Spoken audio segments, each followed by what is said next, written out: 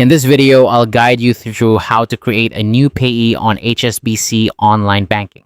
Setting up a new payee is a straightforward process that ensures you can send money easily and efficiently whenever you need to.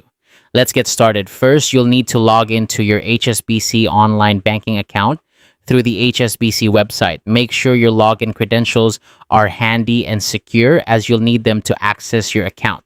Once you're logged in, you'll be greeted by the dashboard. This is your control center for all things banking related. From the dashboard, look for the Pay and Transfer option.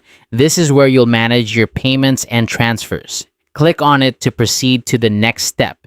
You'll then see options to pay a person or company or add new payee. Choose the option that suits your requirement. If you're adding someone for the first time, you'll likely want to select Add New Payee. Now it's time to enter the recipient's details. This includes the sort code, account number, and account name. It's crucial to double check these details to ensure they're correct. Any mistake here could result in a failed payment or worse, sending money to the wrong account. Take your time to ensure accuracy. Once you've entered the details, click Check Payee Details.